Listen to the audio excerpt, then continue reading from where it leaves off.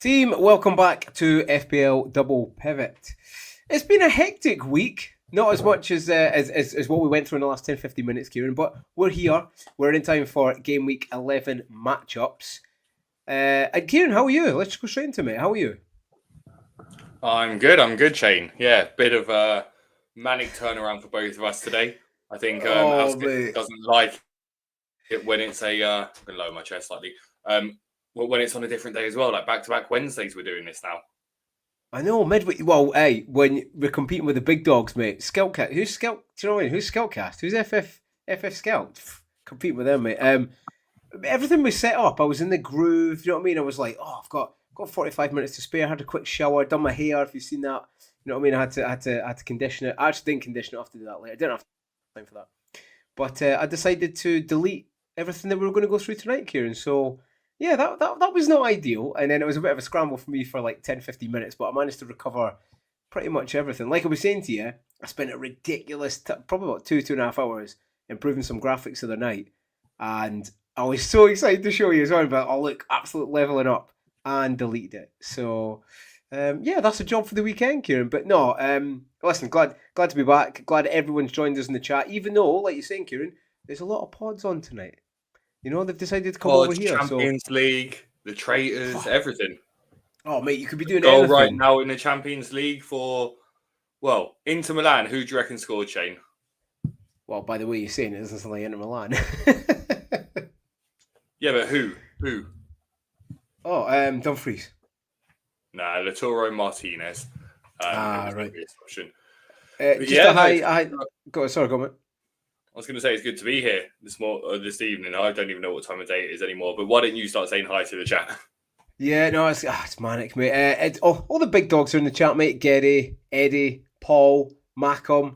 Mackham was telling us about an unfortunate player he didn't play at ex-Arsenal as well. So we'll come on to that. But yeah, hi to everyone in the chat. Hi to everyone who's going to join us. Hi if you're watching back. You can leave a like, subscribe, all that kind of good stuff. Leave a comment in there.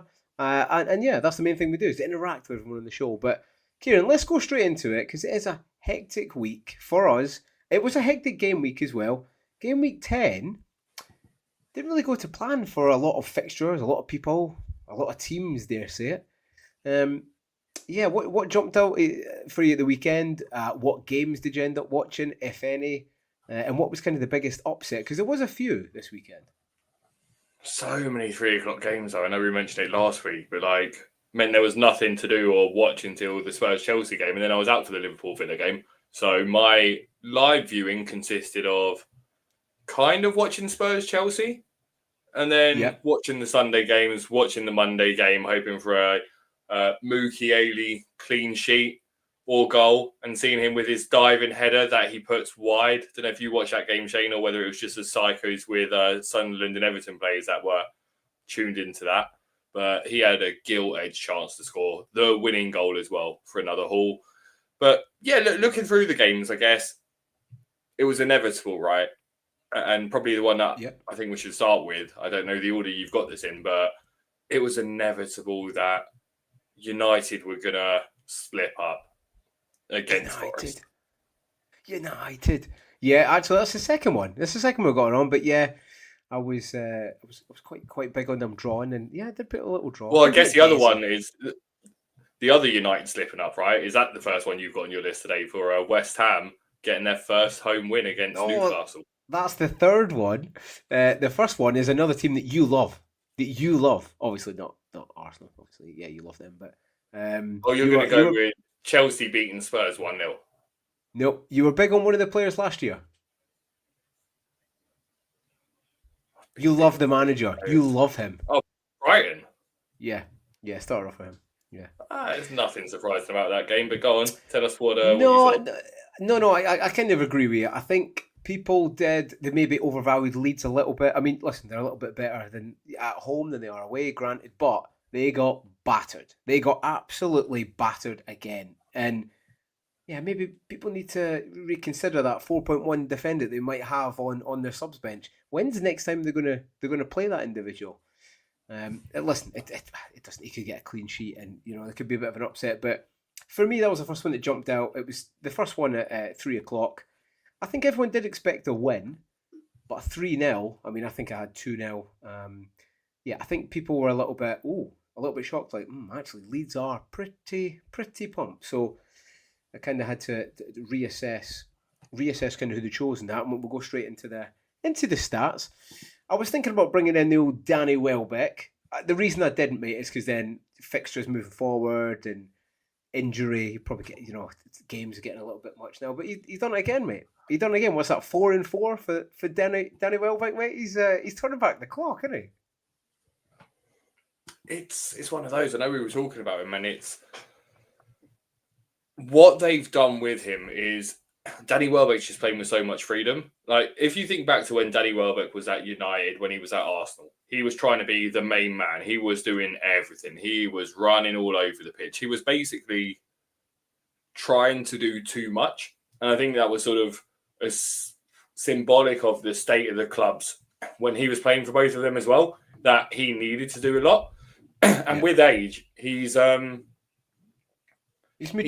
right?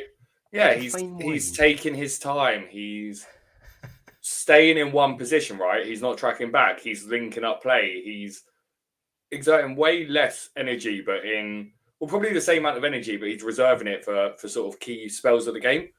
Yeah. And he's been practicing free kicks after the game every week. So, yeah, like not just him, but I know there were people who fluked their way to a couple of Minter assists in this game, which are, God, the dubious assist panel coming into play. But the stats in fact, let's go into that because it didn't make sense. It didn't make sense, but you still got the assist. I mean, listen, you've got to take the rough with you. If you've got him, you just got to take it. But I think Minter owners are like, I don't know why he got that assist, but he got it. But yeah, he was one that was looking at. FPL Mackham says, I'm on Welbeck or Delap for a Gokares replacement. So people are starting to look at him again. Are people starting to look at another Brighton player in the name of Gomez, who can't stop scoring? What did he score? 2, obviously, the weekend. And then did he score 4 in the Cup? Did he score 4? I think he did, didn't he? Yeah, but does he play? That's the issue. That's the issue with Brighton's rotation. If you can get it right, then I think this obviously Diego Gomez from Inter Miami. He didn't really turn many heads when he got signed, but he's been playing well when he starts, when he comes on, and that's the issue though, isn't it? Is Brighton? There's so much rotation in there.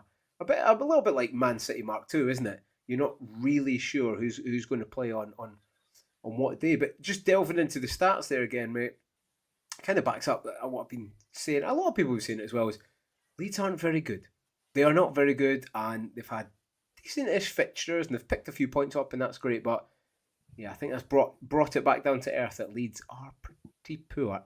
Listen, home form will be key. It always is key for a promoted side, but I think you might see a little bit of a tide turning of Leeds maybe on the down and not collecting as many points. But listen, all in all, it was a good game. Yeah, I watched the extended highlights, mate. It was good. It's always good to see one of the old school, Welbeck, Xhaka, which we'll come on to later, score, So that was a Brighton game.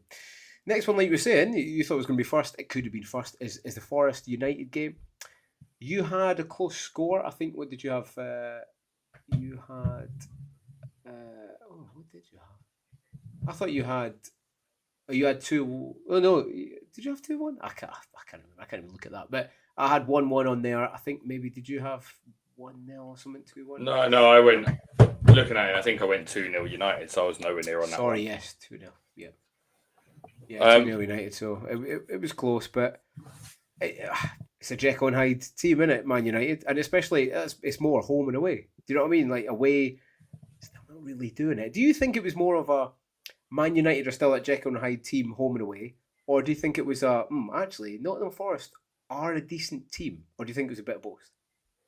Forest have quality players. If you run through the list of who plays for them, it is a team that's stronger than the position they've been in.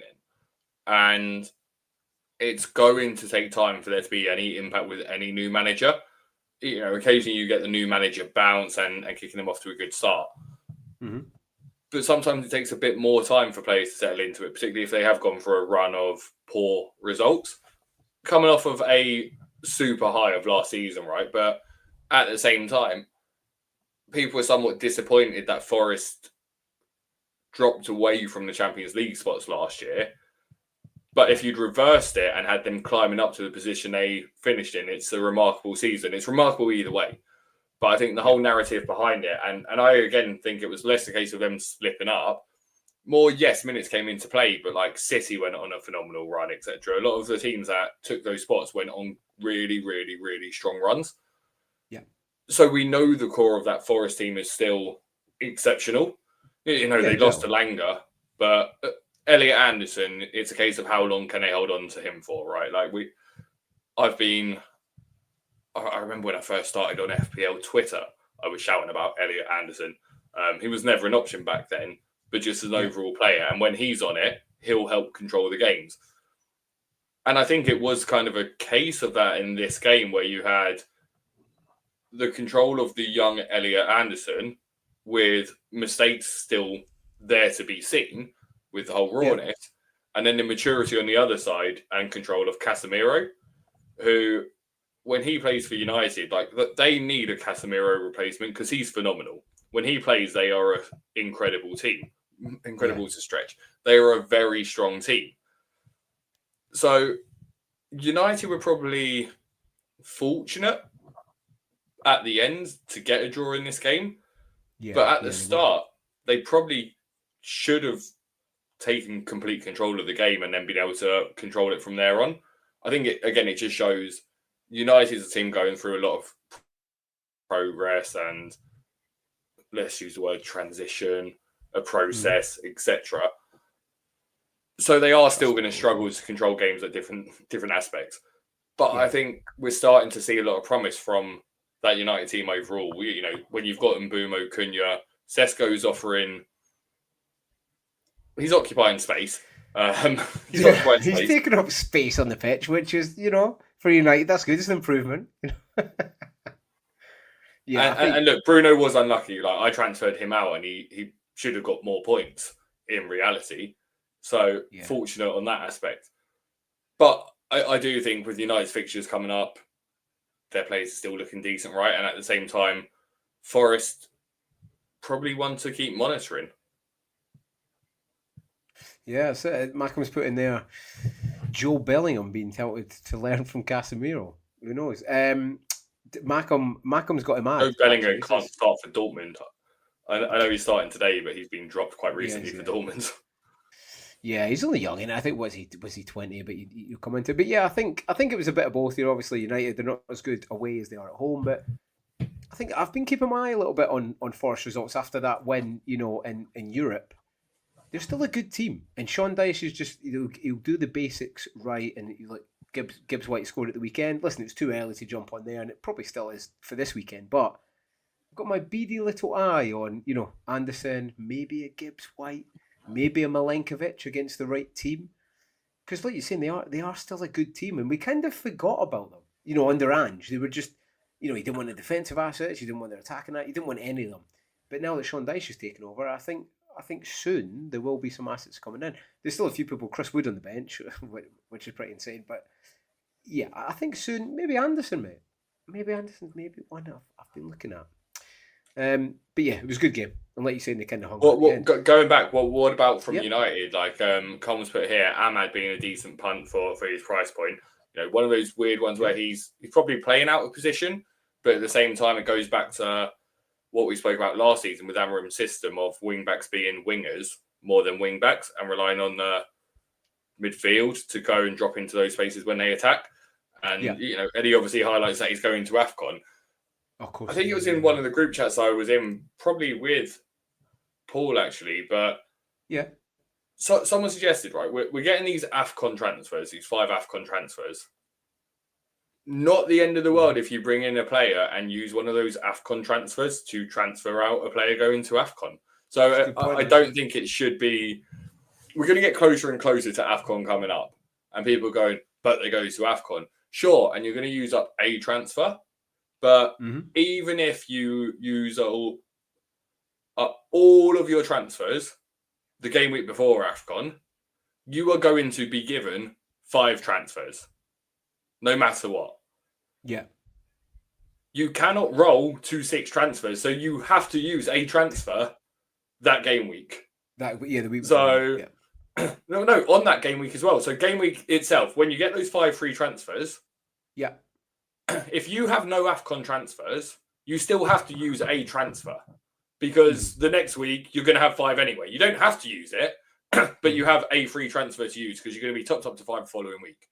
So Ahmad's not a bad shout at his price point if it enables you to do other stuff. I think that's a good point because obviously I've been watching. I don't watch too much stuff. As it is, we're busy enough as it is, Kieran. But yeah, I've seen a lot of people say, "Oh, they're going to AFCON." That's a good point. That's probably a little bit of opportunity for those that are trying to, for everyone that's trying to gain a little bit of rank on others. It's a good point Colin makes here. When do we start looking at getting rid of players for AFCON? Do we just wait until 16 and hope we don't have any other problems? But like you're saying, you're getting extra transfers to navigate around that. So if you're keeping them longer, say, Ahmad, you want to keep him for a bit longer, people are starting to come off him, and he bangs, then, he's going to be even less owned, and you're going to rise higher in the leagues. I think there will be a natural drop off, wouldn't there? If you got the leak that Marmoush is going to start the next 3 games for City,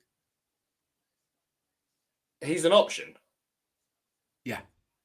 And I think that's what we've got to see it as. Like, look at players based on their upcoming fixture runs and stop that fixture run when they go to AFCON. So if they look good for that fixture run, cool, it's a good transfer. So team dependent for everyone, of course. I'm not saying go out Ahmad's the best transfer this game week. But what I am saying is if he's someone that you're considering and at that price point, number one, AFCON's a long time away. Number two, I don't say a long time, but we've got game week 11, 12, 13, 14, 15, right? So you've got five game weeks worth there. And number two, at his price point, if you did have another fire to use your first AFCON transfer when you're topped up, and you didn't want to use 2 for whatever reason, at his price point, he can be on a bench for a week. It's not a case where expensive assets are popping off scoring a brace every game week. Haaland is the only expensive asset you need in the game. The next best asset right now is Gabriel, and he costs you, 6.6 million or something? It's not expensive. So it's not a case where, remove Haaland, spend 6 million average on the rest of your players, just in a good position. Yeah, it's a good point. Like you're saying, that there's that opportunity. I'm always trying to look for that opportunity. Maybe people moving off players, staying a bit longer. I think there will be a natural drop off slightly. That'll be player dependent. Some players will naturally be like, I'm at 60-70% because I'm saving myself for a bit of AFCON. But I think most players will. They're professional athletes. You know what I mean? They're used to playing at used to that high level every day. But yeah, no, it was a good point. Colm, he's put in the chat there. Colm, he said, am I allowed to say FPL Vincenzo posted a great video about AFCONs today? Well, firstly, FPL Vincenzo's a legend. He's been on the channel, so of course. And secondly, Colm can say whatever he wants on this channel. He's one of the OGs. So, yeah, no, if you've not checked that out, if you don't know, if you've never seen FPL Vincenzo, definitely go and check him out because he knows what he's talking about, Kieran, doesn't he? He knows what he's on about. The third game, and probably the biggest shock, I think probably for us all, mate, was West Ham Newcastle. But I was thinking over the weekend, Kieran, and did we maybe miss a bit of a trick in seeing this coming? Because, okay, Newcastle were very good at keeping clean sheets, and that's fine. But they weren't scoring many goals. So, okay, West Ham won 3-1, I get it. But, if they won 1-0, do you think we maybe missed a trick in that? And there was a bit of a trend over these weeks. They weren't playing very well. They were just managing to win 1-0. Do you think we maybe missed that, or do you think it was just a complete shock? No, we massively missed it. I'm going to ask you a question, Shane. Right? Hit me. How many goals, including this game, have Newcastle scored away from home this season? 3. It's 2. I was going to go with 2, and I was like, oh, that's a trick question. How many goals have they scored at home? Not still. Obviously more than 2, but 6, 8. Oh. Right. Which in what? 9 games? 9 game weeks? 5 games at home, 5 games away. I think we're at for every team now. So 0.4 goals away from home per game, and 1.6 at home. That's 4 times better at home than they are away. and I had the choice, Shane. Mm-hmm. I know we'll come on to teams in a bit, but my dilemmas and the one that I was really attracted to was, one involving Granit Xhaka coming into my team, and one involving going Mateta over Sarr. But instead, I went with Voltemada from Newcastle, who had scored 1 goal away from home. So that doesn't feel great thinking about That it. doesn't feel good. And it's not just that. It's Newcastle at home Yeah. have conceded. Hang on. How do I Probably even quite do a this? few. As you're just looking at that, as a few people that have put in the chat said that I think Gordon's gone off injured tonight.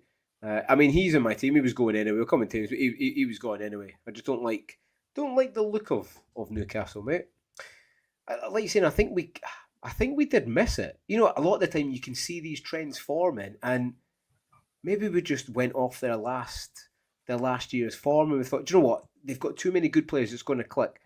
For me, the Walter Maddie, I mean, listen, Nightmare loves him, right? But I think he's getting a little bit of Toon bias in there because he's his player, right? And he's good. But if you look at his record, goal scoring, and it isn't the best. Listen, he's the best number 9 there just now. He is. Viss injured, he's the better one. But I mean, it didn't help that Eddie, Eddie took off him and Gordon, and then they were just a little bit flat. But clearly, he was annoyed at the level at which Newcastle's out. It's weird though to take him off at half time, right? Yeah. It just is weird. I think he's trying to make a point. Sometimes he does that with the squad that he just. I don't know. Yeah, you don't make a point in that game. Like, what's your point? I've got William Asula that can replace you. Oh, scary. William Asula. Yeah, I think he's maybe trying to show the lack of depth in the squad. But to take them both off it, the old crack anyway. All right, you've got 15 minutes. If you're not improving, then I'm going to haul you off. But to take them both off, I think you just went a bit extreme. But like you're saying, I think we did miss a trick here. We did. Maybe we didn't all see the 3-1 kind of smashing that came. But Newcastle have been playing poor the whole time. They've not even clicked, have they? They haven't clicked at all. And yeah, we missed that. I felt like we missed that one. It's something that I've been trying to put in my game, Kieran, that, listen, life gets in, but if you can review it every week, which I have to a certain standard, but to go through a little bit more data and just review these weeks and trying to move our old preconceptions, yeah, maybe we missed that. But yeah, Newcastle need to pick it up because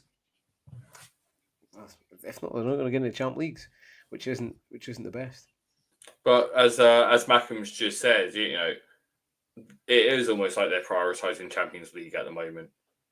Yeah. And they have just gone on to score a second goal, as we're live right now with Joe Linton or Joe Eddington or however he wants to pronounce his name. It's fun. You know what? I mean, I don't know if you watched the game or you've seen the highlights. Joe Linton at the weekend was dreadful. So I think I watched about 60 minutes in total. And when I first clicked on at Newcastle, they gave the ball away about 4 or 5 times in a row. I was like, what is going on here? So maybe again, it's a bit of both. Newcastle haven't been playing the best. West Ham have improved slightly. I mean, it wasn't difficult to improve at the standard they were doing anyway. So yeah, it's maybe one to watch out on both teams. West Ham have got Burnley next. Newcastle, who have Newcastle get next? They've got Forest? No. Brentford. They've got Brentford next. Yeah, no. But yeah. Hopefully something more can come. Anyway, what's up next? Right, well, the teams. And even though a certain someone opposite me is the highest rated content creator right now, Shane got a higher score at the weekend by 1 point. But I'll take the point. I will take the point. I got 69 total. You got the meme score. That's it. Oh, no, actually, sorry. The meme right now is 6-7, isn't it? I don't know. I'm too old for this. 6-7. My son says it all the time. It's I'm used to it, and I've actually started saying it now, to be fair. But yeah, 69 in total, and yeah, it was a mixed week for once. I've just said this off the screen. For once, my defence done well. Usually, it's the midfielders that come in clutch for me, but midfield was atrocious. Defence was good. Vicario and Pedro Porro. Listen, Spurs were, I'd say dreadful, but they were worse than that. They were just, I don't even know what they were doing. I think Frank had to take a little bit of responsibility as well. We'll come into that game in a bit, but Yeah, I mean, they only conceded one. They could have conceded two, three, four. So I'll take the 2 and 4 points combined. Vicario was really, really good. He was really good. And people are like, oh, yeah, but Pedro, he had 6 shots. I mean, Tottenham, did you watch this game, Kieran? You said you watched this, didn't you? Yeah. I mean, from those 6 shots, Tottenham probably gave him the ball about 5 times. The amount of times they gave the ball away was incredible. And they just weren't at the races that day, were they? They just weren't the best.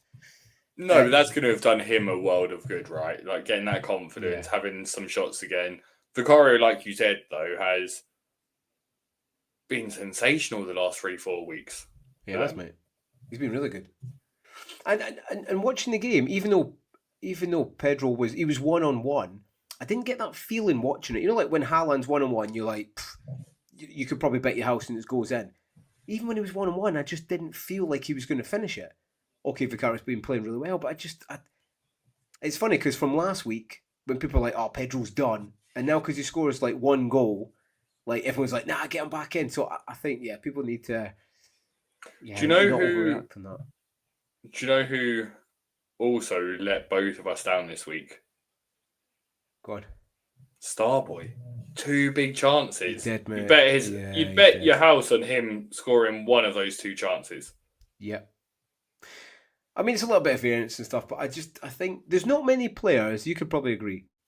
There isn't many players that even on a bad run, you have them in because they're world. Like, okay, people might not think Saka's the best. I think he's world class. He is world class. He is a fantastic player. I am a little bit concerned at how many open play goals he's been scoring recently. But listen, if Arsenal are going to win the league, he needs to start firing, and I think he's. And good, also, we need to not forget that, like, okay, he takes 25% of the corners if there is going to be a set piece goal, so there's a chance of the assist there. But also, in the last international break, he scored that absolute screamer for England. So it's not as if there's this injury that's prohibiting him from doing it.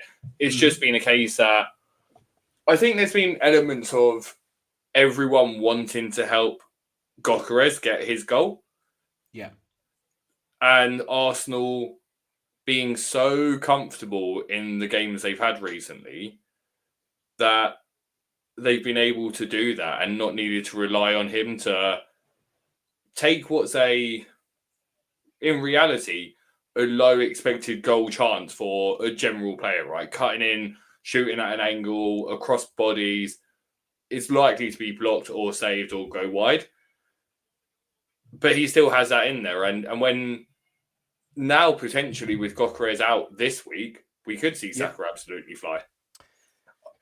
I don't think it would take, it wouldn't surprise me. It wouldn't surprise anybody if he came back this weekend and scored a brace. But for now, I'm not overly concerned. I mean, I've got other fires to put out. He's staying put. Do you think it's maybe changing how the way Arsenal plays? Before they used to, you know what I mean?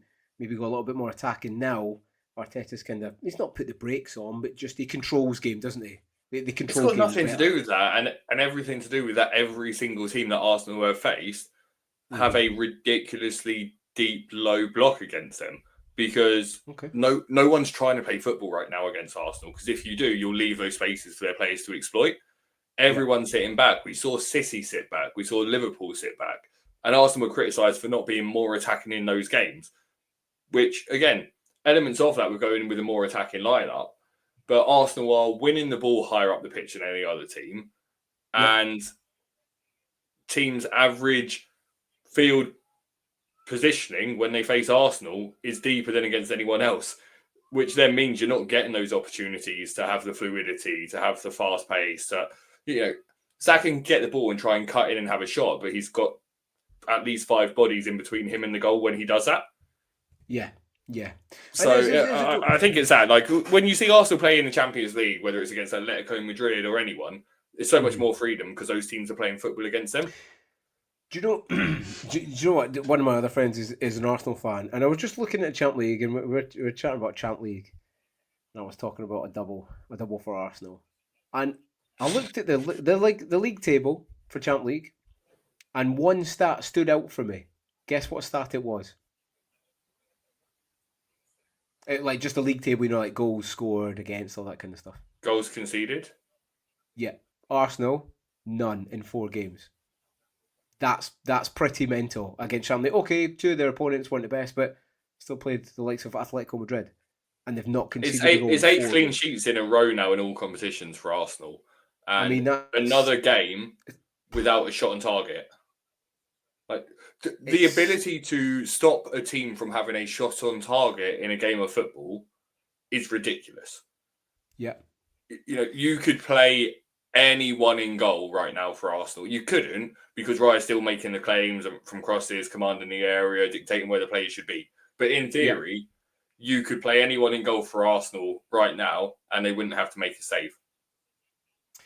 So, yeah, I mean, I seen that stat and I was like, Jesus, not conceded a goal in 4 games in Champions League, like you're saying, or 8 clean sheets in a row. That's insane. And they're after Chelsea's record in the Prem of the least conceded goals. And I think they're slightly just on track or just off it, but yeah, it wouldn't surprise me if they've done it. I don't see that happening, because like conceding 3 goals in your opening 10 games is ridiculous. Like, it's outrageous, mate. Particularly when you consider that those goals were against Newcastle, City, and Liverpool, who each got 1. I know. I saw a stat that said Arsenal haven't let in 3 goals in a game for something like 2.5 years now. I don't think anyone would be surprised, would they? And that just shows the progression of going back to trust the process and projects. Whether or not you like it, what Mikel Arteta has managed to create has to be applauded. Yeah, definitely. I think. And then that's why people went double defensive first. And I was like, nah, I see a bit of a gap, a bit of opportunity to go double attack. Listen, we don't know how it's going to play out, because as the games go on, it might swing back in our favour. But just now, I think the double Arsenal defence is definitely on top with that. We won't dive into it for too much, but because every other pod is. But I just want to know your position. Yeah. In double defence, would you consider Raya? No. Good. Correct answer. No. Yeah, I seen that. Yeah, I seen that other day. People were on about Raya, and listen, if you're happy with taking 6 points for an expensive goalkeeper, then crack on. But yeah, the thing is, it's 6 points every week, right? So again, I don't think it's so much a case of him being expensive when price isn't really an issue.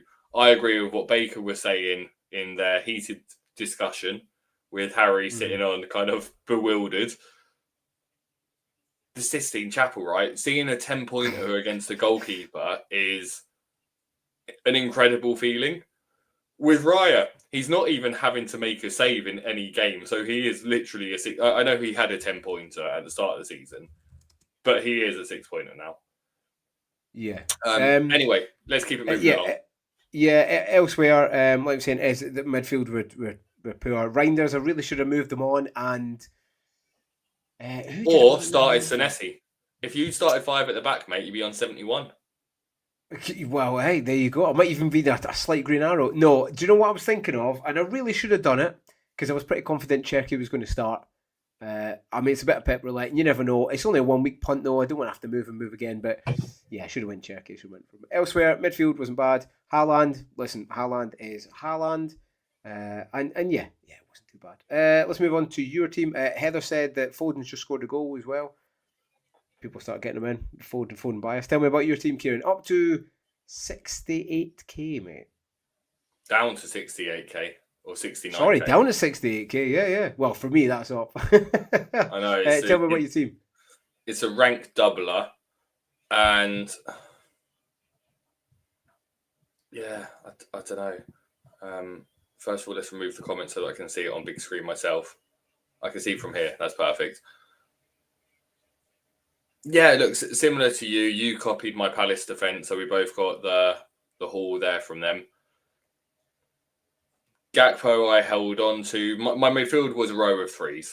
Saka, Eza, Gakpo, Sarr all scoring 3. Voltemada lasting a half for 1 point, and Haaland getting 26 points. And the thing that I'd probably say about this is my dilemmas genuinely were Fulkrug and Gakpo out for Mateta and Xhaka, or Fulkrug and Bruno out for Voltemada and Sarr. Now, if I'd done it the other way round, Shane, then I would have got the extra 2 points from Bruno. Yeah. I would have got the extra 7 points from Xhaka. Yeah. And the extra 8 points from Mateta. Just a 17-point swing on a 50-50 transfer decision. They've been brutal this year, mate. The 50-50s. They've been absolutely But brilliant. not for me. And Not for me. The reason I got to the rank I am is because they've worked in my favour, right? And I think I've been very fortunate. So this isn't a worries me, but it's a case of how fine those margins are, because I could be sitting here with 85 points right now. And also those margins are so fine where Saar hit the post. So I could be sitting here with 75 points. Gakpo was fine again. He could have got something from it. Bruno could have punished me more. Bruno could have punished me more. Mateta could have punished me more. The reality is, I didn't make those decisions. And I saw a comment earlier that I did star because, posted the short. Oh, yeah, if you've not seen it, if you've not seen Kieran's Halloween live that he did, well, it wasn't live, but a little video, go and watch it. It was good. It was good. I enjoyed it, mate. But what I'm going to do, Shane, is give me a second here, actually, because I've realised that I can probably do it a different way. No, actually, let's just share the screen. So I can't deny that I was drunk during this happening as well, because I was very clearly drunk as I'm walking. What didn't happen on the video is it stopped recording as I walked through the gate to get back towards mine. And I've got wooden steps down, and I slid down those steps on my arse. Didn't hurt. It was quite funny. It was slippery, and I was walking holding a phone, and laughed. I thought that'd be good in the video, and it wasn't. Anyway, I finished recording the video, and because I'd come home through the back door, drunken logic was, I wonder if I've got any post. Ooh. So I went to the front door, Shane, and I bent down, and you know when you've had a little bit to drink? Yeah. Bit unsteady on your feet, particularly if you bend down. So I went to grab something, and I grabbed my living room door and pulled it straight into my head. Yeah, I seen that. You sent me that, and I was like, "What are you doing?"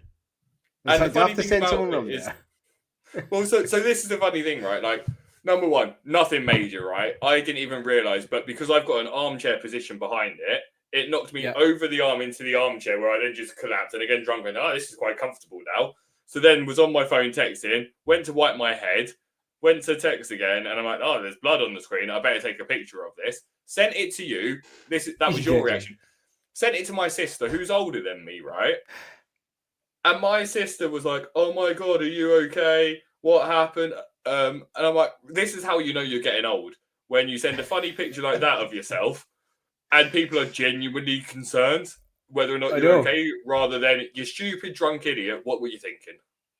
Like Paul said there, straight out the WWE ring. That's what it was like. Hell in a Cell, Paul. That's what it was. Colm says, ouch. And he also says, we love a fallen over video. I said to you as well, I was like, Colm will love that. I said, post that. I wish that was on recording, because it was hilarious. Again, drunk logic, right? And you go down and go, my sister was texting me over the weekend asking how my head was. I'm like, it's sore, but that's because I'm 37 and I had way too much to drink. And then hit my head with the door. Just as we're going through here, just to update, Barcelona actually getting beat 3-2 by Club Brugge. Every time Barcelona score to equalise, they concede within 2 minutes. Like, I've got the maybe they're just trying to make a game out of it. Do you know what I mean? Maybe they're just like, just let them go get one, and then we'll get one back. And Man City, so Reinders can play well. He's got 2 assists tonight, so he can play well. Just so I know for the weekend. So I'll probably keep him this weekend. No, so people need to start. People need to start clocking to these things, right? Anthony Gordon. Yep. Good midweek. Phil Foden. Good midweek. Scored 2 tonight. Right, Reinders. Good midweek. Good. However, on the weekend, not good. It's a joke. Not good. Nah, I mean, I don't know. I have to have a look. I might keep. Will I keep him? Oh, I don't know. I've been looking at someone else, but no. In general, it was good. It was good. And listen, hey, I mean, 68k is never a bad rank, is it? And we're all going to have those weeks with a red arrow. You can't have green arrows every single week. I mean, if you did, you probably win FPL. But where's the fun in that, Kieran? Now I'm not going to win it. Like that game week made me realise I'm not going to win it, unfortunately. Hey, if I found we don't say that on this channel. We don't say the word we can't. Well, that's 2 words, but we don't say the word can't. No, I didn't say can't. I said won't. Same thing.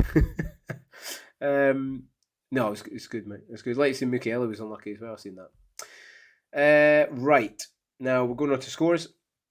Hopefully, oh, I did change this. I did change it, but it's fine. I used the paint. Let's have a little look. I used the good old paint. You know when you're behind when you're using paint. Let's just have a little look here. Let me just scan through here. I didn't put it on there. It's fine. Anyway, you were just a little bit behind. 15. Since then, you got a correct score, right? You got City. City got 3-1. And you got two other scores on there. So you got 25 points. That takes you to 245.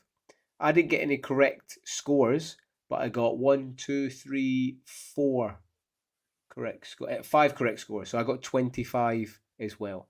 So we're still even. We're still 15 points ahead by me. I've just gone to 260 and you've gone to 245. So exciting. We're keeping it close. We're keeping it close, mate. I mean, yeah, that was one of the slides that I did change, but for some reason I thought I'd delete it, 5 minutes before we came on. All fun and games, mate. All fun and games.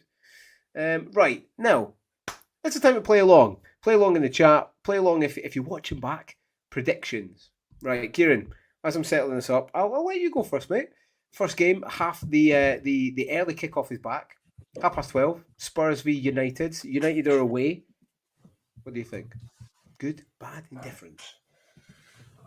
You've come into this way quicker than I thought you would. I know. Right, I know. We've gone quick. We actually might be close to the hour today, team, which is insane.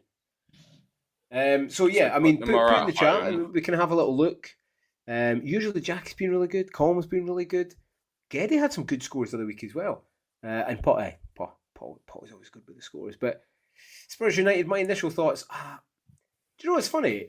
People talk about the captaincy hoodoo of but that's just urban legend. That's just myth. I can't remember the last time I captained someone who started in an early game. I genuinely can't. I can't remember someone captained someone and it came off. So, yeah, I mean, is there any superstitions that you take into this game, mate? Well, I'd never captain anyone from either of these two sides, so no. That's a good point. That's a good point. What I do think is this is a game where, I think Spurs average a goal a game at home scored and a goal a game at home conceded, and United average a goal a game away scored. Yeah, but 2 goals a game away conceded. So in theory, it would tell me that it's a 1-1 or a 2-1 Spurs. But look at you absolutely stalling for time. Look at you stalling for time. Absolutely. I like the idea of I like the sound of a 1-1, so I'm just going to go with a 1-1. A little 1-1, eh? Just as we're chatting, Club Brugge have got a penalty against Barca. So you're going a little 1-1. I think I don't know what to think. I mean, Spurs at home, they've been really poor, apart from midweek when Van de Ven just thought, do you know what? Give me the ball because I'm going to take it from outside my penalty box and score. And do you know what was frustrating? Imagine you were one of the fans, Kieran. Imagine you were one of the fans who went, do you know what? We've been poor at home. We were shocking against Chelsea the weekend. I'm not going to go. Well, you've probably just missed. In fact, you have just missed the best goal scored in that stadium ever.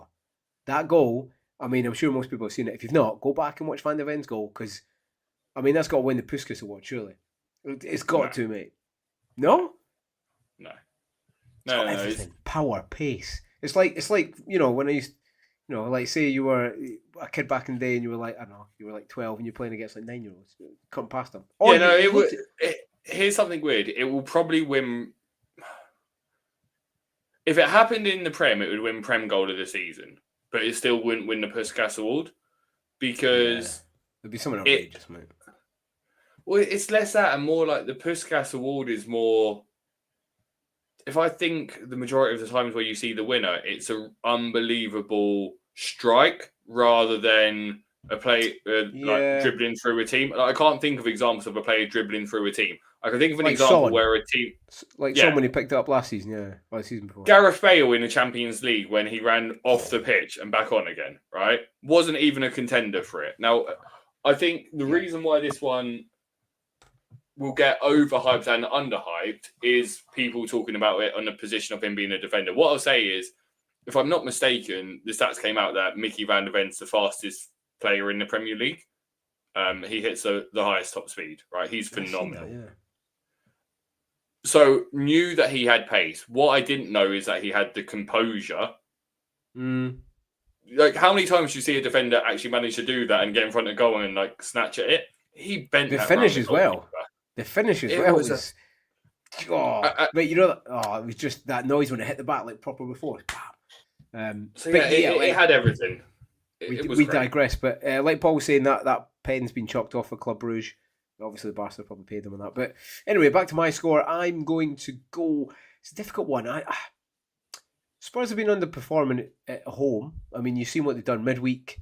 United aren't the best away. I'm going to go for a Spurs win because United are always one step. They're always one game away from total implosion, mate. I'm going to go 2-1 Spurs. Next on to me first, Everton Fulham. Now this is an interesting one. Everton have played the best. I mean, they drew with Sunderland on Monday night, so they played okay. Fulham haven't been, they've been vanilla. Very vanilla. I think it's going to be a boring watch. Luckily, it's the 3 o'clock game. It's not like an evening game because I don't think many people will watch that. Score-wise, going to be low scoring. I'm inclined to say 1-1. And I'm going to go for 1-1. That's what I'm going to do, 1-1. Yeah, I don't hate that. I tend to agree with you on a lot of the parts of this game. Like, it's not going to be exciting. I'm glad it's at 3 o'clock. Cobb, thank you for agreeing with me. He's gone 1-1. Mackham's going to draw as well. He's got 0-0. I'm going to go with 1-0 to Everton, though. Sorry, Cole. But sorry, Colin. I just think Everton can be bastards at home if they don't want you to score against them, and Fulham don't really have the flair to. Well, they do, but that's hard. You know, it could be an Alex Iwobi screamer or nothing type of game, and I think Everton will just nick something, whether it is from a set piece. It's interesting. Did he come off injured? Did he shake off, or did he come off? He came off early, didn't he? So, I mean, that's quite a big factor for people who've got him. You know, it depends how long his injury is to take him out or not. Paul's gone 2-0 Everton. So, yeah, he's kind of siding with you, mate. Just an extra one, probably a little Grealish in there. On the next one, another 3 o'clock kickoff, which is good, actually. We're just looking overview. We've got an early kickoff. I hate 2-3. You've got to have at least 3, I think, 3 o'clock kickoffs to make it worth it. Do you know what I mean? Make the feel good. I mean, you've got good games after that, granted, but yeah. West Ham Burnley. This is an interesting one because everyone was writing West Ham off. They've just beaten Newcastle. I'm kind of looking at maybe one of their players, mate. Is that insane? Score wise, do you think they win? What do you think? Do you think they've recovered a little bit and Nuno's actually getting a grip of them? I think out of all of the games that are happening on Saturday, that has potential to be the highest scoring game of the Saturday fixtures. I like it. I like where your head's think at. West Ham have been shocking at home and Burnley have been shocking away from home. You know, if you remove the game against Newcastle, West Ham have scored 1 goal in 4 games at home. Yeah. So I shouldn't be thinking that. And like Burnley have only scored like 4 goals away from home or something stupid. But that just then makes me think it's a recipe for a 2-2 or a 3-2.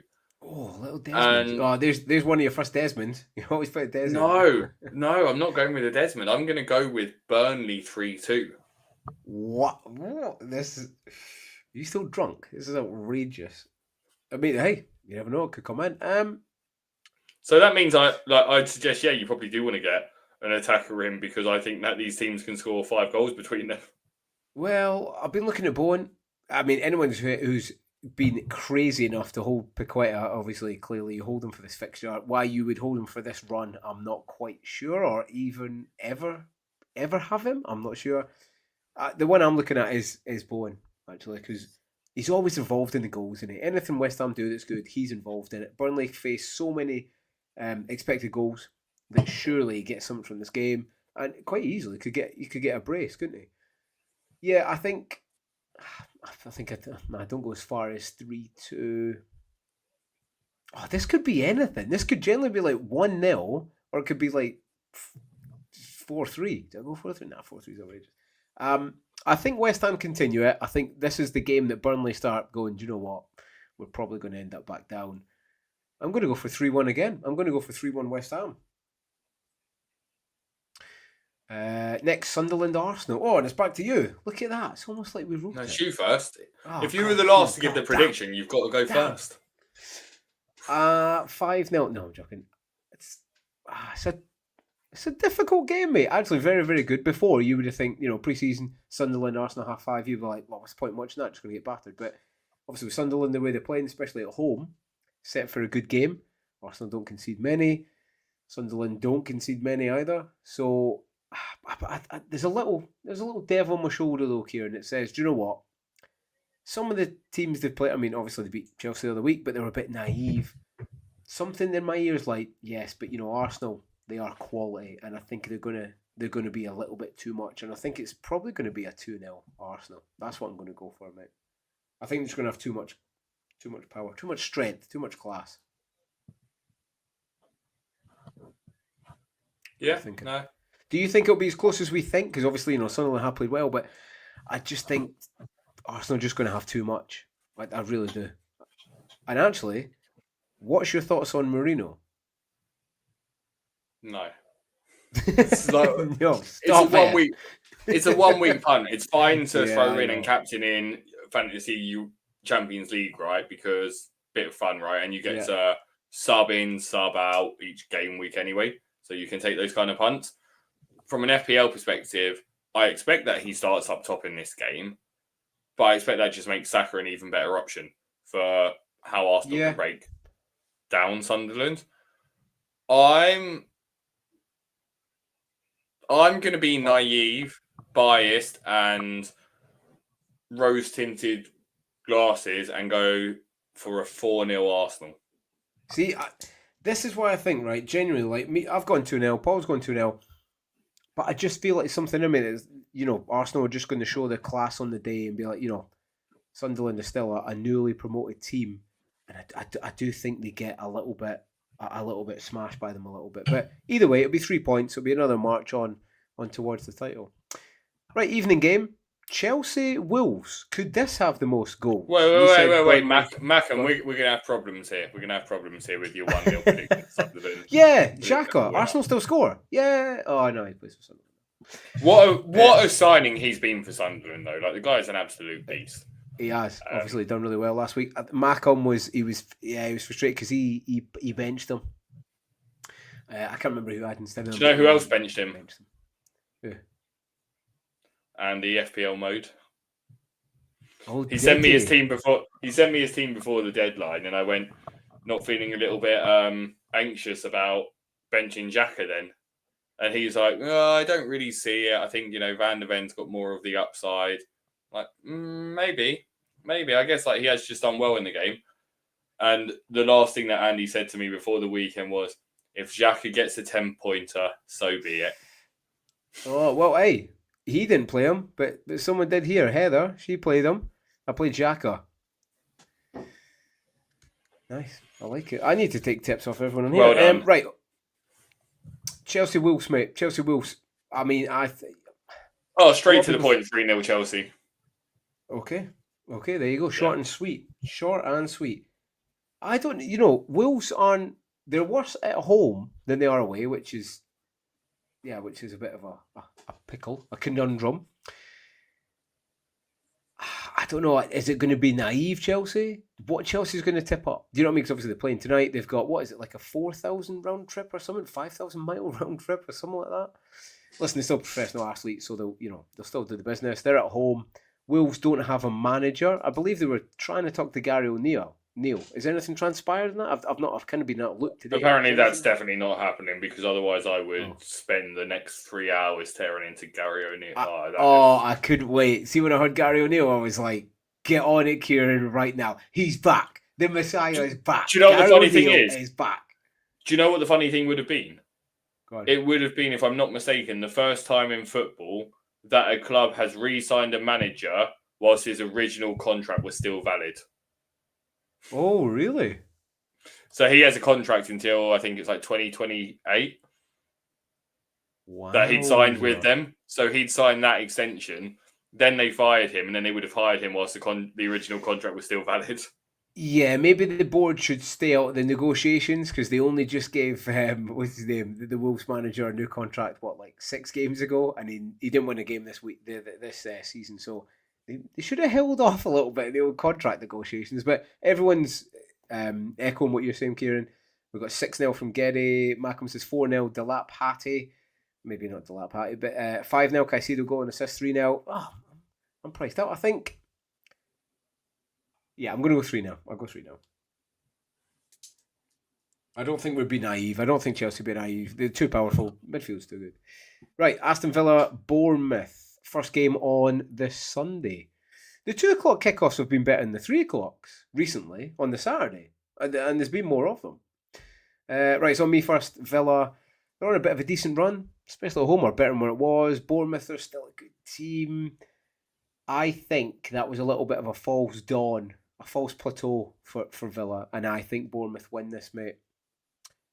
Close. I still think it's close. I'm going to go 3-1. 3-1 Bournemouth. Podcast is in. How you doing, Podcast? Geddy's gone 2-2, little Desi. Standard Desi. Com's gone 2-1 Bournemouth. Yes, Com. Yes. What are you going to go with, Kieran? CH, yes. 3-1 Bournemouth. I'm going to say that you got the score right, but you got the scoreline right, but you've got it right for the wrong team, in my opinion. I think. What? And I'm going to go on my slight little tangent now, but like Villa are being slept on. Villa are being slept on, right? Aston Villa. Now, the reason why Villa are being slept on is because right now they don't have FPL options, which I think is absolutely fair to say about them. But when you actually look at Aston Villa and you look at their matches that they've gone through, let me just load them up here, because this is what I think is really important when you look at it, right? They lost to Liverpool 2-0 at Anfield. Fine. Before that, beat City 1-0, beat Spurs 2-1, beat Burnley 2-1, beat Fulham 3-1. Got a draw away to Sunderland. Good results. Scoring goals. And now they're about to play Bournemouth, Leeds, and Wolves. Bournemouth, the same Bournemouth that just conceded how many goals to Haaland and how many goals to Mateta? Yeah. Away from home? Quite a lot. Bournemouth away from home are porous. More, yeah. They leave significant gaps in behind. And Ollie Watkins could get into his form ahead of a great fixture run of Leeds and Wolves. There is one player that has been returning consistently, though, Shane. Do you know who it is? From Villa? Go on. Buendia. Well, we do get some things right on this pod, Kieran, and yes, I did say at some point we will want Buendia. I mean, probably won't because he's kind of in our team, but he's quite a catalyst of the resurgence, isn't he? He's been getting a lot of. If you're playing draft versions, see if you can start picking up some Villa players. I know you probably won't want them in your actual FPL team, and yeah, I'm not going to be going for any this week, but I will be. Whilst people are loading up on Liverpool, trying to find 2 Liverpool attackers, I might diversify and go for a Villa attacker. Do you know what? So I've actually, it's 3-1 Villa. I've been thinking 3-1 Villa. Yeah, I have been thinking about a cheeky little, strikers aren't firing, so I've been thinking about a cheeky little Watkins punt at some time. Obviously, their fixtures are really, really good, and yeah, I'd like to give myself a wee chuck up. And yeah, I did notice that Buendia, he was playing half decent. He is a good player. And just obviously got farmed out last season, but now a few injuries, not going very well. He's still a good player. You've gone 3-1. Who is next? Is it me or is it you? I think it's you. But by the way, Mackham raised a good point here, right?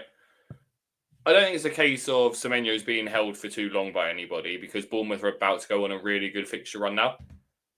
But what I would say is don't be afraid of taking because for a lot of people, I've had him in since game week 1, right? So if I sold him, I'd be losing a lot of value if I ever wanted to buy him back. But I don't think you need to worry about that this season. You can buy a player back. I wouldn't be getting rid of Semenyo now because I think, look, I'm saying 3-1. You're saying 3-1 the other way, right? I think if Evan Nilsson starts, Semenyo's just a better asset for himself. And Evan Nilsson came back in the last game. But I do think Semenyo is disposable if you wanted to move on to double Liverpool attack, let's say. Well, it's funny because at the time, I took Semenyo out, 3-4 game weeks ago when he was at a bit of the height, and it was worrying because it was a bit like, he's playing well. But for me, the numbers he was putting up, he couldn't sustain. And I've got fairly lucky with he's not really done much over the past. He's had some good hard fixtures, but now obviously he's coming to a good run. I'm looking at getting him back. Luckily, touch wood, that's gone well over those 3-4 game weeks that I took him out. But yeah, I'm looking to bring him back. So if you've got him, like Kieran said, I would just hold him. But never be afraid to take out a player, especially if you see something, Kieran. You know what I mean? If we see something or a trend or something, you want to get in before anyone else, then you go for it. Right, is it on you? Brentford, Newcastle? It's on me. Brentford, your favourite team. One of your favourite teams, mate. This is a Newcastle team that are going to come off the back of a Champions League game. Oh, we all know that they've focused on more than league. We just went through how bad they are at scoring goals away from home as well. Oof, which is 4 goals away from home in 5 games. Jeez. Like Thiago's waiting, mate. No. That's how many. That's how many. Wait, that's how many they've conceded. Sorry, that's what I thought you said. Yeah, conceded. Yeah. So Newcastle have only conceded 4 away from home, and 3 of them were in the last game. But they've only scored 2 goals away from home, and 1 of them was in the last game. That's a difficult one. Whereas Brentford have scored 9 goals at home in 5 games. Oh. Mackham's gone for 2 at Brentford. Geddy's gone 2. I'm throwing it out there. It's my Desmond of the day. Desmond! Look at that. Queued it up. Oh, there we are. I knew it was coming. I think, Newcastle, like you're saying, midweek to the weekend, they've hardly scored any goals. Thiago is maybe one that people are looking to bring in, especially strikers aren't really firing too much. I think he does well this weekend, mate. I think he does well. And people are like obviously saying Watkins maybe a bit early for him, but no, I'm going to Brentford win, mate. I'm going to go 2-1. Same as Geddy. I'm going to go 2-1, mate. I was unlucky last week because there was finally a 2-2 scoreline and I didn't predict it in that Forest United game. There was. And talking there's not been a 2-2 in any other game since match day 5. I know, I've seen it, yeah. I was thinking the Forest one, but I was like, nah, Forest aren't scored 2 goals, but they did. And in the 91st minute of injury time, Club Brugge have just taken the lead against Barcelona. Because obviously Barcelona scored, and then within, 5 minutes, they conceded again. Man City have just gone 4-1 up. So have a gander. Shall we have a guess who we think that is? Oh, ho, ho. The man who I should have changed him for last week, Sherky, banged a little goal in. So, hey, take your pick. If you want Foden a punt, if you want Reinders, or if you keep him, you want Sherky, they're all firing. So, yeah, they'll probably do nothing at the weekend. 2-1, 2-2. It's on me next then. Palace, Brighton. Oh, Palace, Brighton. This has got goals written all over it, mate. In my opinion, in my humble opinion, Brighton aren't as good away as they were at home, but they always seem to score. Palace are going to start getting tired. They play tomorrow night, right? They're going to start getting tired. This is my Desi. 2-2. This is my Desi. There you go. Just came to me. What are you thinking? Brighton Palace. Yeah, I think people think... With people... I get, right, Mateta, he has fantastic XG and stuff, right? I get it, and Sarr plays well, but just Palace don't score that many goals. And also, Mateta's XG all comes from that Bournemouth game. Exactly, which is the anomaly, which you can kind of take out the data to a certain extent, but they don't score many goals. Then you factor in that they're going to be tired and fatigued, and they're playing, 2 games a week type sketch. I think people overrating having maybe the double up of Sarr. That's just my opinion. That's why I prefer our Thursday predictions over today, because today I agree. I agree. I'm going to give it to Palace, and I'm going to go 2-1 Palace for this game. I'm going to let them just about 2-1. hold on to it. So Paul's gone quite big. He's gone 4-1 Palace. Geddy's gone 3-1 Palace. They'll be tired, so they'll let one in. I just think, Brighton. Sometimes it's just hard to predict, isn't it? But they're on a good run. Maybe even what's his name? Diego Gomez might play. Screaming for Vengeance says Barca defend worse than Basingstoke. Yeah, Basingstoke or Wolves probably. But yeah, so I think that is. Yeah, is it gone? Yeah, 4-3. Oh no, they've chalked it off. No. Goal disallowed. So a penalty disallowed and a goal disallowed. Jesus, how much of Barca? No wonder Barca got no money. They're paying all the rest off. Anyway, Forest v Leeds. Yep. I'm going to jump straight into it. And I'm just going to throw out straight away, I'm just going to go 0-0 in this game, Shane. If it was at Leeds, I'd be going with a different scoreline, but I'm just going to go with a 0-0.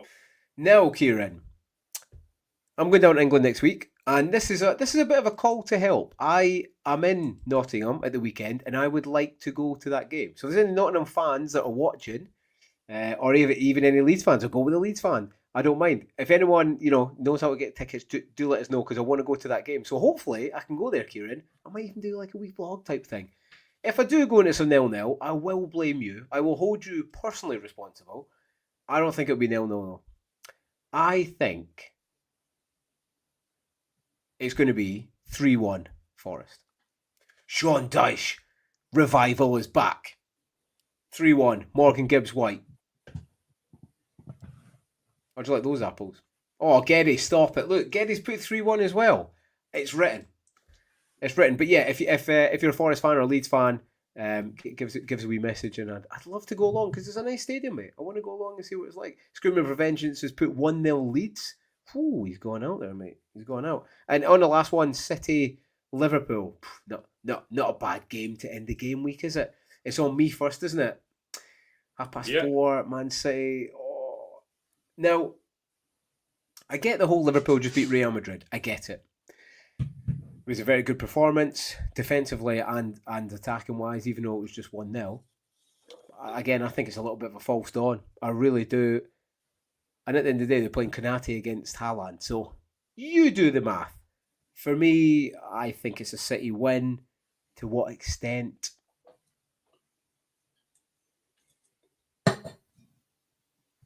Can I go? I'm going to go 3-0 City. That I know that sounds insane. But I just think they'll be too powerful tonight. They click in 4-1 Champ League.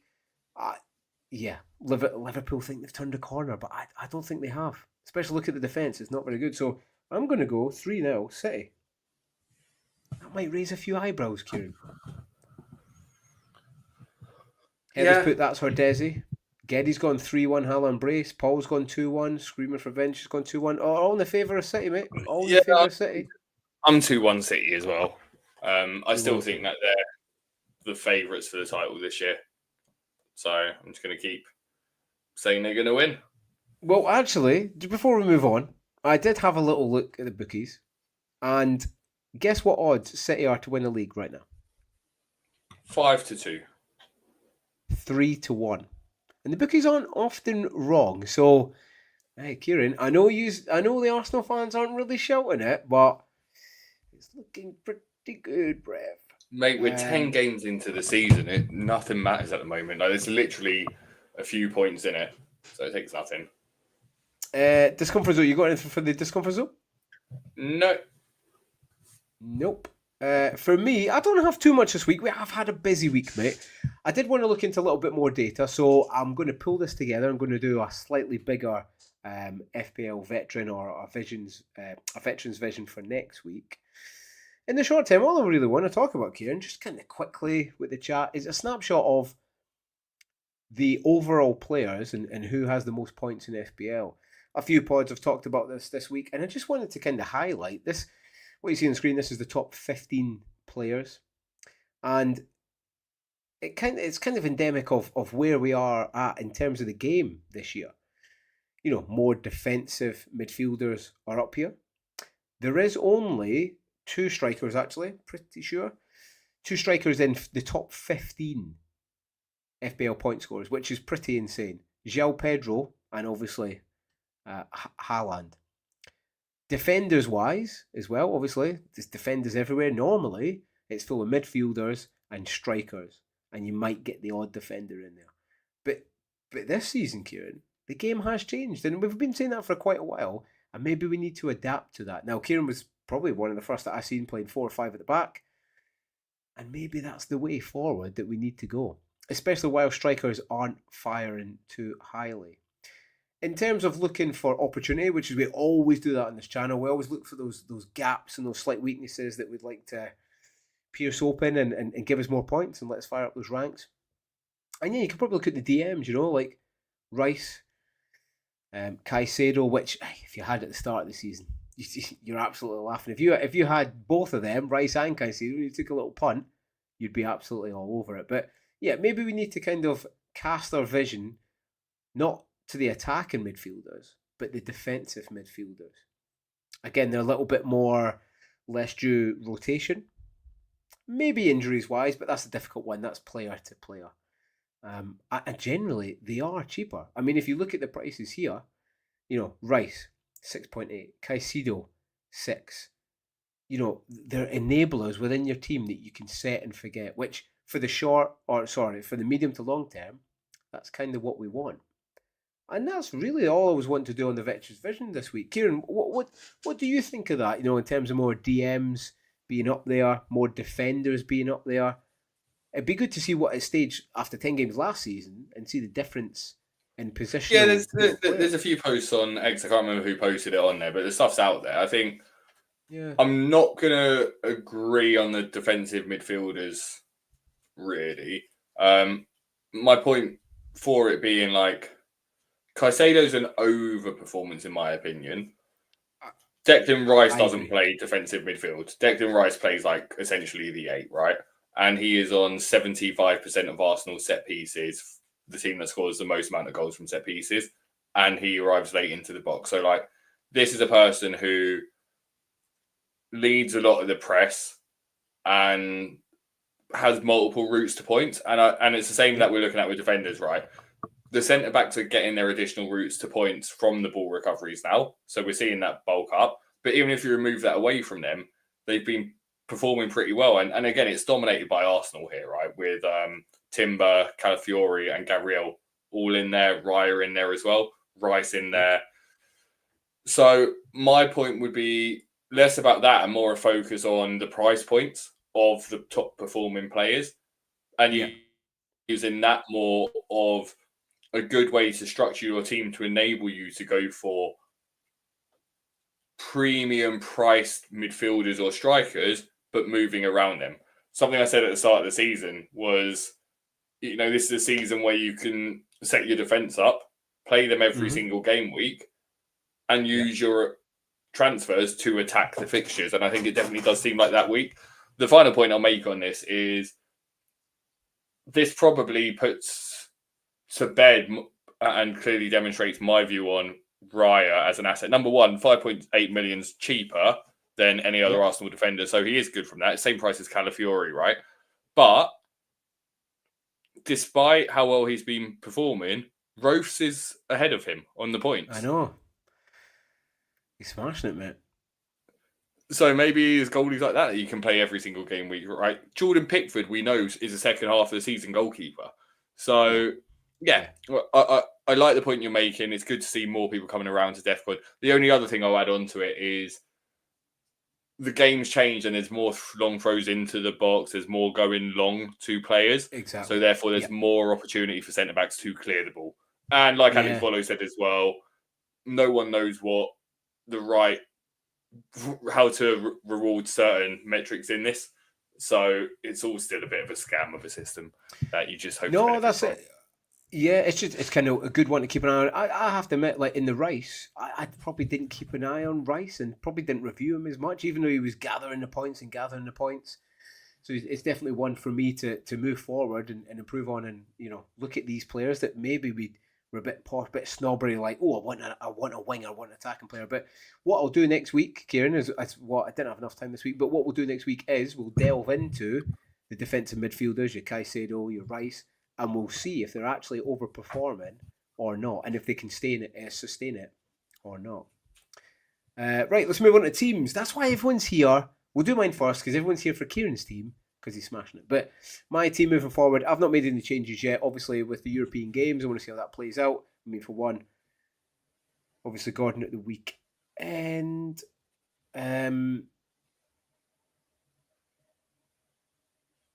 Just your team, Kieran. Yeah, that's my team. Should I go first? Your team. Yeah, you go first. I just thought I was like, pretty sure I've not taken out Gordon. I'm replacing with Automata. Look, this won't necessarily be my team. I am going to be rolling. Like okay. I'm 99% rolling, but I'll probably be starting Dubravka in goal against West Ham instead of Petrovic away to Villa. Mm-hmm. I'm definitely going to be starting Lacroix, Gabriel, Munoz, Semenyo, Saka, Eza, Sarr, Automata, and Haaland. It might be Gakpo in for Senesi. I'm not sure. There's still a few things that I'll go back and forth on in terms of what I think's. I think Senesi's ceiling in this game is 4 points. Mm-hmm. And I think Gakpo's floor is 2 points. So, but has the higher ceiling. So it's a case of I probably go for the ceiling in that case to paint the Sistine Chapel. Mm-hmm. And I'm almost certainly captaining Haaland still at home. People might think it's a bit of a cop-out, but there's a world where Sunderland are the type of team that could score against us. There's also the fact that Haaland scored 2 goals at home every game this season. That I just... It's unreal, mate. Liverpool haven't exactly recovered, have they? I know they beat Madrid, but Madrid were pretty poor. The defence all season for Liverpool has been pretty poor. So one game doesn't, for me, show that improvisation. Any other move? Is there any moves that you're definitely going to do? Or you're like 90% set on? No, I'm definitely not making a move this week. I want to go into next week with 2 transfers, definitely. Like there's flying options, right? But I want to consider quite a few players for game week 12, so I want to keep my options open to all of them. I'm more in a situation where there's a world where I could consider. This isn't a million miles away from a bench boost in a weird way, right? Like if Mark Gui was starting, then it would be close to one. It's not though, because. But so it's more that case of I'm going through more a dilemma of do I bench Gakpo or Senesi, so therefore there's no need to bring in another player. Yeah. I wouldn't say it's my strongest week for this, but it's just you've got to accept you're going to have some game weeks where your team doesn't look as good on paper as you want it to. And just they're the game weeks where more often than not, everyone is in a similar position to you and the average game week score is like 39 points or something. Yeah, I was thinking that over the weekend, and quite often, like, you know, when you look at your team and you're like, my team is going to smash it this weekend, I'm going to rip it up. Quite often, it'll do well, but it won't do as well as what you were thinking. Do you know what I mean? Like, I'm definitely getting like massive hauls in midfield. Whereas when you go into a game week, sometimes your team's like, it's not bad. You know, I'm looking forward to doing okay. You know, trying not to get red. It does well. Do you know what I mean? Because there's always those players that perform better than them. Absolutely. In strikers, keepers, losers, weepers, I thought our manager was an idiot for not starting me as captain or goalkeeper last week because I'm going, hang on a second, I've got triple Palace, I've got triple Arsenal, I've got Automata and Haaland. What the hell are you doing, mate? Like, come on now, have a look at this team. There was a little bit of dissension in the ranks, was there, Kieran? No, I stayed quiet on it. But there was part of me going, hang on, I've got a Jed Spence moment. That looks great on paper. Look, let's come to questions at the end because I need to rattle off pretty soon. But let's finish off with your team, Shane. Yeah. Well, hopefully it's my team, mate. That'd be good, wouldn't it? I'm just trying to steal your. I'm like a Walter Mitty. I'm trying to steal your valor. Do you know what I mean? Like, oh look, this is my team.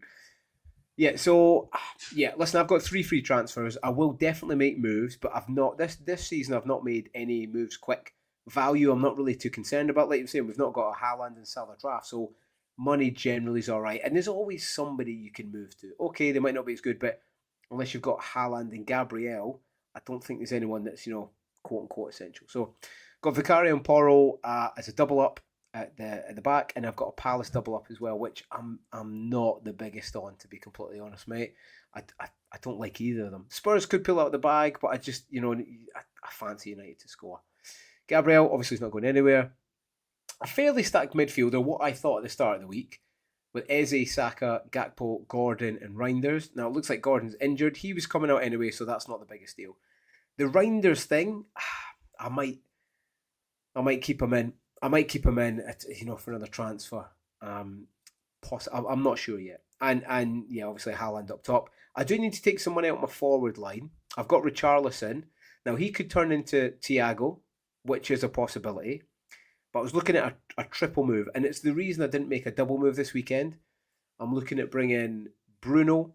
I would take Porro out for Mukiele, and I would have Richarlison to Thiago, or maybe an early move on Ollie Watkins. But I have to reconsider. But again, I don't do anything to kind of close to the deadline. So I've heard the team news and all that kind of stuff. So options wise, I'm fairly open, Kieran. Like you're saying on the captaincy, listen, I know people say it's boring and stuff, but it's just the way Haaland's playing. The guy is just unbelievable right now, and I don't think that's a bad thing. Do you know what I mean? I think half of it as well. Salah's not playing well, Saka's not playing well, so there is other people who will be captaincy choices. They're just not firing just now. But yeah, that's how I'm setting up, and then on the bench, Gueye. I mean, do you think Gueye could play because Pedro started tonight? I think there's a possibility he could play. He could start. No, because Delap's back as well, isn't he? Yeah, but he won't be match fit, surely. Surely he's not going to start. He will. He's been fine. He was suspended. I know that. Yeah, no, I know. I mean, he might do it. And then, Richarlison's going to go. Senesi. Senesi could come in and I could save a transfer. I think he probably does all right. But yeah, my options are open this weekend, mate. They are open. Nice. That's the teams anyway. Should we crack on to questions, mate? Let's rattle through them. We don't have too many. If you've got any more questions, drop them in below. Again, if you're watching it back on replay, just drop any questions. We'll always answer them at the end anyway. What's the first one that we've got up, mate? Well, there you go. Andrew's got one on the screen. We'll come to that. Cool. Andrew says, bench one, Gakpo or Thiago this game week? It's Gakpo for me. I'd play Thiago all day. Yeah. I'd see if there's a way I could have both. I'm definitely starting Thiago. I'm trying to find a way to start Gakpo myself, right? So again, it depends on who your other options are. But out of those two, I'd start Thiago. I get the Gakpo. I think if someone's going to do anything against City, it could probably be Gakpo. Gary Rafferty says, do you think it's worth taking a -4 for Tarkowski out, Reece James in as a 2-week punt? What's your thoughts, Kieran? So Everton have got Fulham and Man United, and Chelsea have got Wolves and Burnley. So in a word, Gary, yes. For me, anyway. What do you think, Kieran? Well, I think Everton... -4 maybe is a bit much. I don't know. That's the problem. For free, I'd probably do it, but I think Everton could keep a clean sheet this week, and therefore you're looking for it to pay off the following week, or you could just do it for free next week.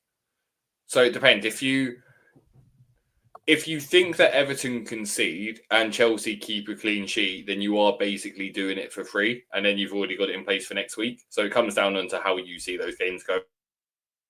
But I'd be hypocritical of my earlier opinion if I said it was a good move. If I think Everton could keep a clean sheet, I think I'd take the risk, mate. Especially against Wolves, who have not got a manager and they looked absolutely woeful. I think he could get something. I'd go. No manager could be a good thing. No manager could be a good thing, and I'd also add on playing better. I'd expect Tarko to be able to get Defcon in this game up against Jimenez. So you're now looking at a 4-pointer be a 6-pointer. Yeah, good shout. FPL Mackham says Gokares to Delap for a wild punt. I've got Xhaka for sub if he doesn't play. I don't like that. I nish like that. What about you, Kieran?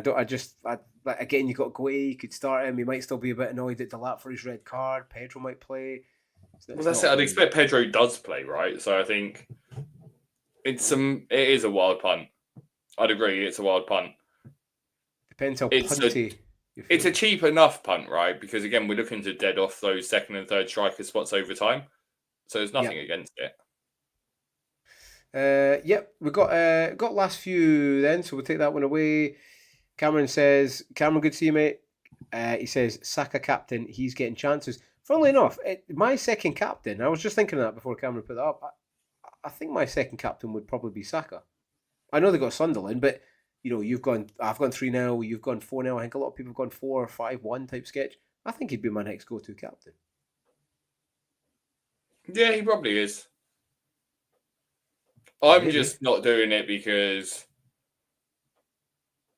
Haaland's just unreal right now. it's hard at home, like regardless of And opposition. and you got to. I mean, that's what we do on this channel, isn't it, Kieran? You know, he's playing. Oh, okay, he's got Van Dijk. Granted, he's one guy. He's also playing against Kanate. Saka's So, still you a know, better, like Saka will be a better option on paper, though. I'd agree with that. yeah. Cool. Final two questions. Maka saying is fighting against so many 20 to 30% EOs, making the game more fun and a little frustrating. Yeah, I'd agree with that, right? There's previous seasons, there's like 8 players, all like 45% plus, like 40 to 70% owned, right? And therefore, if you don't have them, you know the risk you're going against. I think this season makes it more fun because the amount of teams you see that are different from each other is really good. But I think the frustrating thing is if you're checking live FPL during the game week, which I know you avoid, Shane, you I'd never do will it, mate. Never do it. Yeah. you will suddenly be shocked by the fact that Van der Ven has like 38% ownership when you see him getting a I return know. and be like, how the hell has that happened? I was on for a I good game know. week. So you will get that frustration when there are more of these like 20 to 30% owned. What about you, Shane? What's your thoughts? Interesting No, or frustrating or both? no, no. I echo. I think it is making it a bit more fun. I think it is. It's good. I was the same. I was like Van de Ven. I was like, who the hell still got Van de Ven? But one of my mates that I actually see in a few weeks when I go to Sweden, he had Van de Ven and Paulo double up. He's had them from the start. So yeah, I suppose I'm not surprised it's so high. And then finally, Mark says, "Are you concerned about Gakpo's minutes with Vert starting on the left against Madrid? I'm considering moving out for Enzo this week." Yeah, so Vert started instead of Gakpo on the left, and he probably had his best game. A lot of the Liverpool fans saying he had his best game there. Gakpo's always due to a bit of rotation, even though he's probably been the best attacker for most of the season.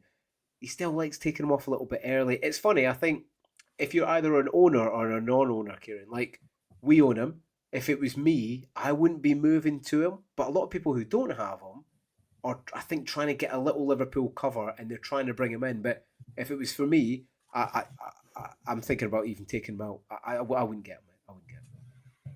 Yeah, look, he's in a world. I think you probably want 2 Liverpool players from next week. And I then struggle to pick which 2 Liverpool players I'd want. I think there's like 3 that I'm considering. 2 that I don't Yep. own, and that's Ekatike and Sobsalai, right? Those 2 Yes. are ones that I am considering. The only world that I take out Gakpo is if I was taking him out to replace him, so that then I'm bringing in a different Liverpool asset the following week for a different position. So Yep. I think it's not a bad option, Mark. I'm less concerned about his minutes because we know that he gets early subs anyway, and I'd expect him to start if he's been benched in the Champions League Yep. because I think he is a better suited player for the City game. But I also wouldn't be surprised if he was benched. Yeah, that's it. And that's the only question. It's just one last thing I want to bring up. FPL Macom says Soboslai is becoming a Baha pick. Yeah, he is. I think he is a little bit. He's a good shout, but I think people are just jumping on the bandwagon a little bit much. I don't think he's jumping Right, on the Kieran. bandwagon. I think it just is the fact that like he's putting in crosses from open play and he's taking set pieces, so he just becomes like a stupidly. It's the fact that there's no Liverpool asset standing out that makes him a good asset when they've got a good fixture on. I think it's more that than him being world class. He's going to be like a 6-8 pointer on the odd week, but that's about it. That's it. Right. Okay. We've got there, Kieran. We got there. We've shortened it down a little bit. So every show we're getting 5 minutes short, so that's good. Listen, thanks very much to everyone who joined us. Like there was loads on tonight, and you joined us. That was fantastic to see you, team. In terms of content, I'll be doing an FDR decoder, fixture decoder. That'll be out on Friday morning. We'll do some more running videos over the weekend. Kieran might do a falling/head hitting video. I'm sure Com will be like that. Good luck for everyone and their team over the weekend. If you can please drop a like, share, comment before you go, that'd be absolutely fantastic. And we'll catch up with you at the weekend when we do a Game Week 11 review. But for now, Kieran, good to see you, mate. Good luck at the weekend. And yeah, catch you all later on. See you. Bye.